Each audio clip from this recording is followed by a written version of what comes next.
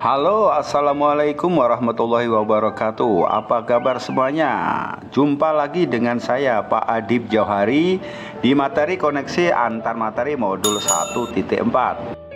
Nah, di kesempatan koneksi antar materi modul 1.4 ini saya akan mencoba mengkaitkan keterkaitan antara modul 1.1 filosofi Ki Hajar Dewantara, kemudian 1.2 tentang nilai dan peran guru penggerak, kemudian modul 1.3 tentang visi guru penggerak, dan 1.4 budaya positif yang muaranya adalah hubungannya dengan profil pelajar Pancasila.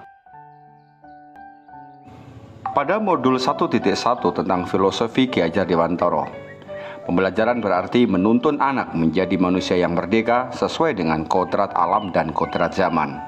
Kemudian, pendidikan haruslah menerapkan prinsip ing ngarsa sung tulodo, ing madya mangun karsa, dan tutwuri handayani secara seimbang. Kemudian, pendidikan haruslah menganut asas trikon, kontinuitas, konvergen, dan konsentris.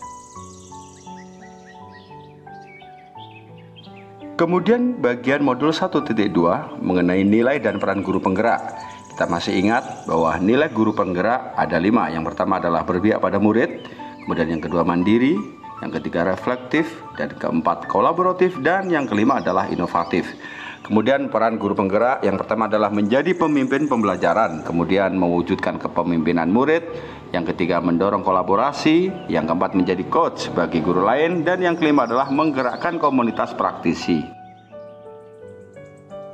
Pada modul 1.3 tentang visi guru penggerak.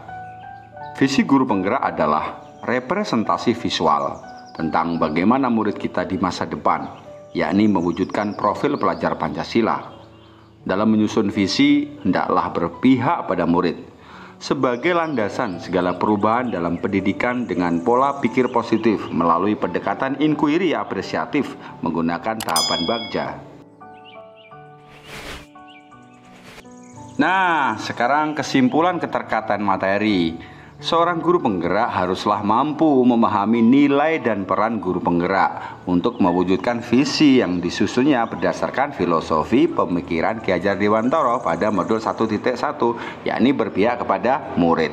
Kemudian sebuah visi akan tercapai bila terukur, konkret, sistematis, dan terencana. Maka diperlukan pendekatan inquiry apresiatif atau pendekatan berbasis kekuatan dan kolaboratif yang kita kenal dengan tahapan Bagja. Nah, berdasarkan penerapan tahapan Bagja ini akan muncul pembiasaan-pembiasaan positif yang kita kenal dengan budaya positif yang dapat mendorong murid untuk mampu berpikir, bertindak, dan mencipta sebagai proses memerdekakan dirinya sehingga murid lebih mandiri dan bertanggung jawab. Nah, sekarang kita akan melakukan refleksi. Refleksi yang pertama, sejauh mana pemahaman Anda tentang konsep-konsep inti yang telah Anda pelajari di modul ini, yaitu disiplin positif, teori kontrol, teori motivasi, hukuman dan penghargaan, posisi kontrol guru, kebutuhan dasar manusia, keyakinan kelas, dan segitiga restitusi. Adakah hal-hal yang menarik untuk Anda dan di luar dugaan? 1. Disiplin positif. Disiplin positif merupakan pendekatan mendidik anak untuk membentuk kontrol diri dan pembentukan kepercayaan diri sehingga mereka bisa berperilaku dengan mengacu pada nilai-nilai kebajikan universal dan memiliki motivasi intrinsik bukan ekstrinsik. Kemudian ke teori kontrol, di mana kita berusaha memahami pandangan orang lain tentang dunia, bahwa setiap tindakan memiliki tujuan dan kita hanya bisa mengontrol diri kita sendiri. Kita tidak bisa sama sekali mengontrol orang lain. Model berpikir dalam teori ini adalah win-win solution. Kemudian nomor 2, teori motivasi, hukuman dan penghargaan. Setiap perilaku manusia memiliki motivasi, yakni untuk menghindari ketidaknyamanan atau hukuman. Kemudian yang kedua, untuk mendapatkan imbalan atau penghargaan dari orang lain. Kemudian untuk menjadi orang yang mereka inginkan dan menghargai diri sendiri dengan nilai-nilai yang mereka percaya. Kemudian tentang hukuman dan penghargaan ya. Hukuman adalah bentuk pengendalian perilaku seseorang yang bersifat memaksa dan menyakitkan dengan menciptakan identitas gagal pada seseorang tersebut. Penghargaan adalah bentuk pengendalian perilaku seseorang dengan sesuatu benda atau peristiwa yang diinginkan, yang dibuat dengan persyaratan hanya jika Anda melakukan hal ini maka Anda akan mendapatkan penghargaan yang diinginkan. Nah, yang ketiga adalah keyakinan kelas. Keyakinan adalah nilai-nilai kebajikan universal yang disepakati secara tersirat dan tersurat, lepas dari latar belakang suku, negara, bahasa maupun agama yang dipegang atau diyakini seseorang. Nah, keyakinan kelas ini adalah kesepakatan kelas yang dibuat berdasarkan nilai-nilai kebajikan universal. Kemudian yang keempat adalah kebutuhan dasar manusia. Ini penting sekali kita ketahui. Setiap tindakan seseorang adalah untuk memenuhi kebutuhan dasarnya, antara lain 1. Bertahan hidup, 2. Kasih sayang dan rasa diterima. Kemudian yang ketiga, kebebasan. Dan yang keempat adalah kesenangan. Dan yang terakhir, kebutuhan dasar manusia adalah penguasaan. Kemudian yang kelima adalah posisi kontrol. Posisi kontrol ini terdiri dari ada 5. Yang pertama penghukum, kedua pembuat rasa bersalah, kemudian posisi kontrol sebagai teman, kemudian posisi kontrol pemantau, dan yang terakhir adalah posisi kontrol yang sangat direkomendasikan adalah manajer. Kemudian tentang yang keenam adalah segitiga restitusi. Di dalam segitiga restitusi ini ada 3 tahapan ya. Yang pertama adalah tahap menstabilkan identitas anak, kemudian validasi tindakan yang salah, dan yang ketiga adalah menanyakan keyakinan.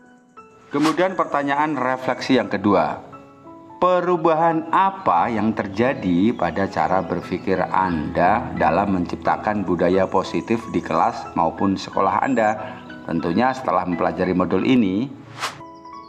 Nah, setelah mempelajari modul ini, saya sadar bahwa dalam menciptakan budaya positif di kelas ataupun di sekolah, perlu melibatkan siswa dalam menyusunnya dengan mengadopsi nilai-nilai kebajikan universal yang mereka yakini, sehingga dapat menumbuhkan motivasi intrinsik atau motivasi dalam diri anak tersebut untuk bersungguh-sungguh melaksanakannya. Kemudian perubahan lain yang terjadi adalah posisi kontrol saya sebagai guru bergeser dari teman menjadi manajer. Saya sadar bahwa setiap tindakan anak mempunyai motif tertentu. Tidak boleh ada pembiaran, melainkan kita harus menumbuhkan motivasi intrinsiknya untuk bertanggung jawab melalui tahapan segitiga restitusi.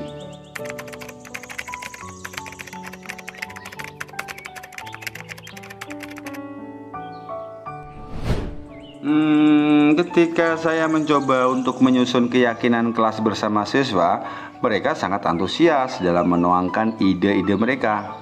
Mereka juga lebih bertanggung jawab dalam menjalankannya. Pada saat saya melaksanakan segitiga restitusi, saya melihat hal lain dari diri seorang anak. Mereka menceritakan alasan mereka dengan sangat jujur tanpa rasa takut. Mereka dengan senang hati mau bertanggung jawab atas tindakan mereka. Kemudian pertanyaan reflektif yang keempat, bagaimanakah perasaan Anda ketika mengalami hal-hal tersebut? Ketika saya melihat respon siswa dalam penerapan budaya positif, saya sangat senang dan yakin bahwa budaya positif ini sedikit demi sedikit akan membentuk karakter siswa menuju profil pelajar Pancasila. Lalu pertanyaan reflektif yang kelima, menurut Anda terkait pengalaman dalam penerapan konsep-konsep tersebut, hal apa sajakah yang sudah baik? Adakah yang perlu diperbaiki? Menurut saya, hal baik yang sudah ada di kelas dan lingkungan sekolah saya adalah disiplin positif dan keyakinan kelas yang disusun bersama dengan berpihak kepada murid. Disiplin positif misalkan kegiatan 3S, kemudian kegiatan disiplin positif tentang sholat duhur berjamaah, kemudian mengawali sebelum pembelajaran dengan bacaan Asmaul Husna, itu sudah ada peningkatan yang lebih baik. Adapun yang perlu diperbaiki adalah posisi kontrol guru yang selama ini cenderung sebagai pembuat merasa bersalah dan penghukum ya. Dan juga ada sih yang sebagai posisi teman, menjadi posisi pemantau dan manajer tentunya yang kita harapkan. Kemudian pertanyaan reflektif yang keenam, sebelum mempelajari modul ini, ketika berinteraksi dengan murid berdasarkan 5 posisi kontrol, posisi manakah yang paling sering Anda pakai dan bagaimana perasaan Anda saat itu? Setelah mempelajari modul ini, posisi apa yang Anda pakai? Dan bagaimana perasaan Anda sekarang? Apa perbedaannya? Sebelum mempelajari modul ini, saya sering memposisikan diri sebagai seorang teman bagi murid. Saya beranggapan dengan begitu saya akan lebih dekat ya dengan murid. Namun kadang saya merasa tidak dihargai juga dan dihormati. Nah, setelah mempelajari modul ini, saya memposisikan diri sebagai manajer dan kadang juga saya memposisikan diri sebagai pemantau. Perasaan saya saat ini jauh lebih tenang dan merasa dihargai dan dihormati sebagai guru. Perbedaan yang saya rasakan adalah murid secara sadar mau memperbaiki kesalahannya. Tentunya kita juga sudah tahu posisi kita sebagai manajer dan pendekatan segitiga restitusi.